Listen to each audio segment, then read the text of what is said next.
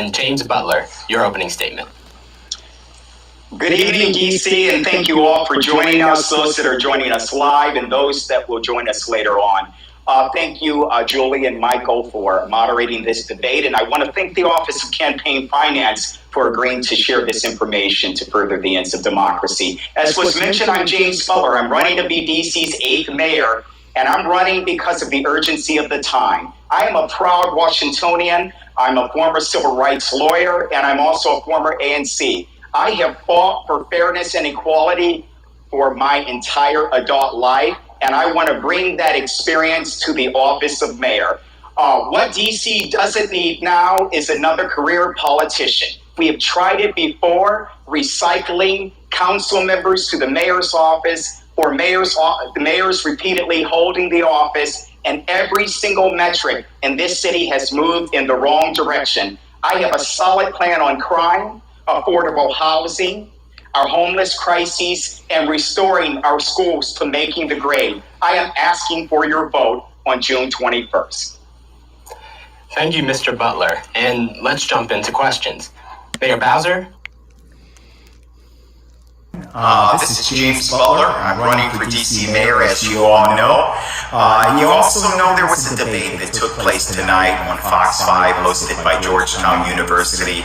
Many of you may know that I was excluded from that debate, that I subsequently sued last Friday on the debate, and the judge made a ruling today on my lawsuit against Georgetown University. Now, while I'm not entirely pleased with that, I respect the process, and I fought to be on that stage tonight. That same type of fight that I fought and I sued Georgetown with is the same type of fight that I will take to the Wilson Building every day and fight for you. I was able to tune in and watch the debate. And what emerged was clearly bickering. The mayor blaming council, council blaming the mayor blaming council, and back and forth. How about we clean house and do a full reset? Enough of the career politicians settling scores. As your next mayor, I promise you I will make DC one of the safest cities in America. We will take a restorative approach to crime. We will have 24-hour rec centers that will operate as resource centers. We will have a 365-day-a-year Marion Summer Youth Program paying a minimum wage. But I also will put 500 to 700 additional police officers on the streets. Well-trained, community-based police officers right here from our own community within my first 4 years. I will form a gun interdiction unit to seize the illegal guns. I will partner with the ATF to ensure that ghost guns are a thing of the past. And I will review with our local and our federal courts the loitering that happens on our streets. Very constitutional and restorative ways to approach that. I won't stop there. I'm the only candidate with a plan for deeply affordable housing that doesn't rely on private developers for the bulk of it. We will work to get our city's housing stock and build that out so people can have a fighting chance to stay in the district. That's the type of leadership we need, people to do the hard stuff in democracy. In addition to that, I will nix our homeless problem once and for all.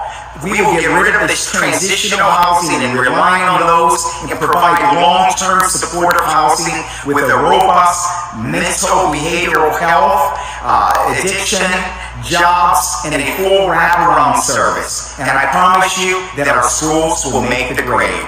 I'm asking you all for your vote on June 21st. Situations. The council member out here for Ward 8 has been notified.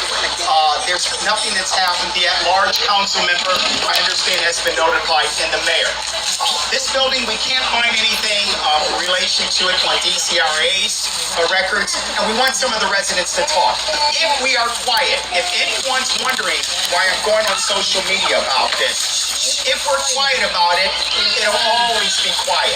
We need broad exposure where DCRA will do their job, where the Attorney General will punish and put them in jail for these slumlord type conditions. And we don't need people in our government that's taking salaries right now to do your job. And I, as a private citizen, have to come here to do what you're paid for.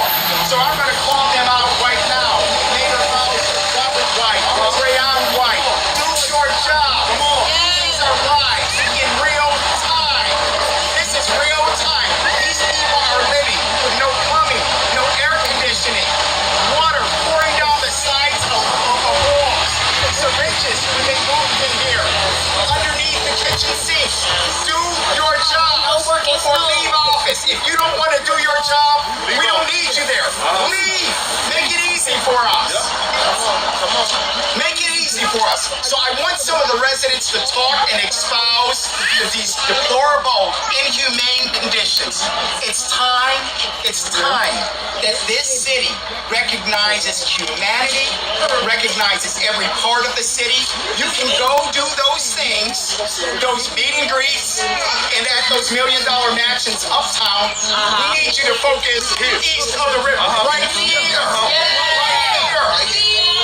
Right here. Yes, I'm calling you out. Sorry about that, sweetie. I didn't see you down there.